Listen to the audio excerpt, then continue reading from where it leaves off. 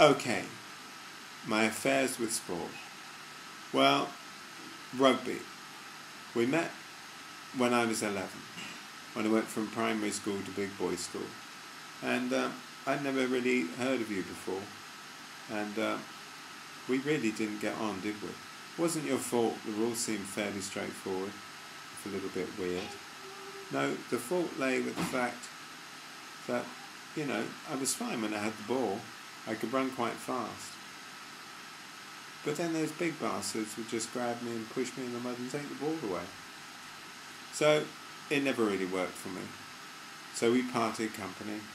And then when I moved to London, the school I was going to, they decided to try rugby again in the 5th year. That's 15. Tried it again. And, the big bastards just pushed me down in the mud again. So it's really not for me. But hey, you seem to have had a really good year. I'm pleased for you. So you just keep doing it. Keep playing away. Knock yourself out. Which is more or less what you do every game anyway. What else is there? Formula 1. What the hell was going on there? I mean, that was a hell of a one-night stand, perhaps. I mean, opposites attract, and there couldn't be anything more opposite than Formula 1 and me. But we should never have let it go on and on. Oh wow, did you see that shadow? It was a plane flying overhead. Where's the roof gone? Anyway, Formula 1, that was weird. I mean, we stuck together way too long. You could tell we didn't really get on. We had nothing in common whatsoever. You weren't interested in my world at all, and I didn't understand what you were talking about most of the time. I mean, you'd be talking about your tyres, and you'd be talking about Optimum and Prime, and I'd be thinking, they're Transformers, aren't they? So, bye. We never really hang out that much anyway, but we're not going to hang out anymore. Where does that take us now? Tennis! How come we've never had a serious affair? We met when I was, 13? Remember? I used to watch you with Auntie Eileen. She'd be chain smoking away through a packet of number 10, or maybe Sovereign, and she'd be explaining all the rules, because she loved tennis, she loved Wimbledon. We watched it, and so it was all that I watched. I think I watched Betty Stover, Billie Jean King, Rosemary Casals had a thing for her, Yvonne Goolagong had a thing for her, and then there was Ken Rosal. Rod Laver was amazing. I even remember when you guys all became pros. And it all changed, and Stan Smith and John Newcomb and Arthur Ashe, and they still kept an eye on you over the years, through Jimmy Connors, Becker, Borg and McEnroe, and I kind of lost interest over the Sampras years. I know you really like Pete Sampras, but, to me he was boring as shit, really. It was just boom, boom. So it wasn't for me. But then Rafa and Roger came along. I really liked Rafa and Roger. And the Williams sisters were fantastic. So I started watching it again.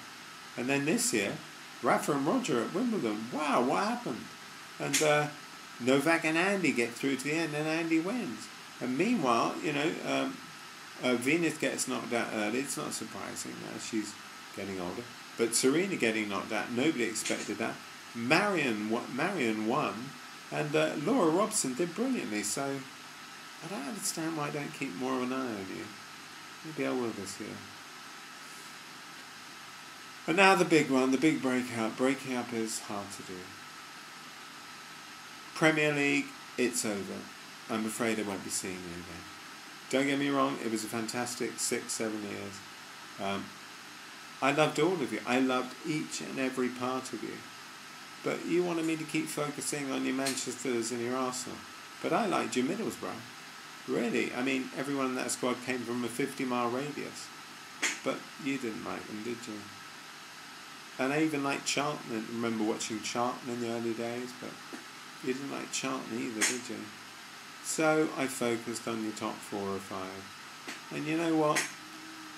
I was going to bed after match of the day feeling mildly depressed or pissed off, because just the team that had the most money bought the players that made them win the game.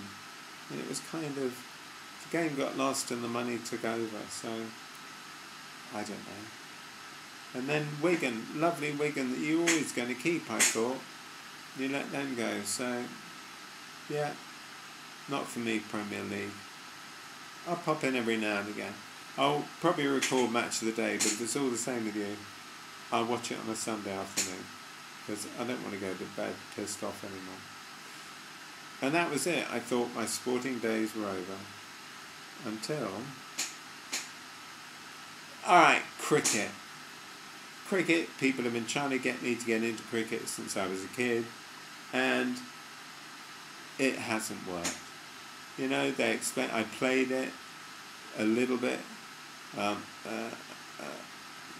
watched it and tried it as a silly mid-on, square leg, innings. What the hell is all that about?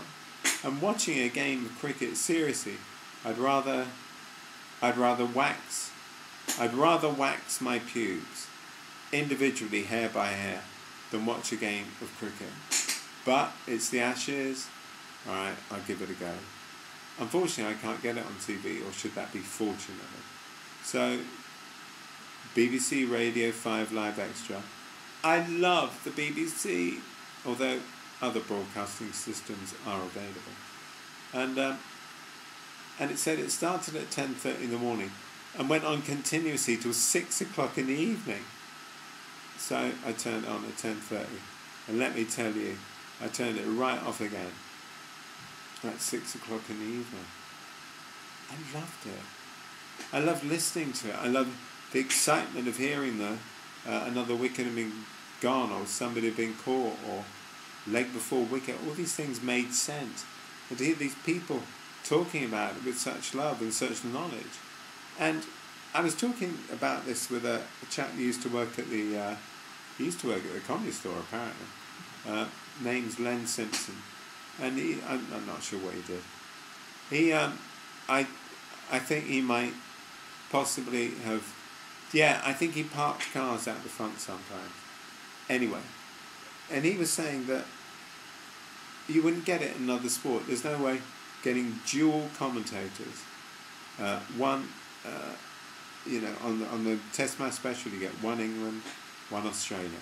And they're not having a go at each other all the way through. Fully supportive of what the other team's doing. Commenting when somebody's played really well, somebody hasn't.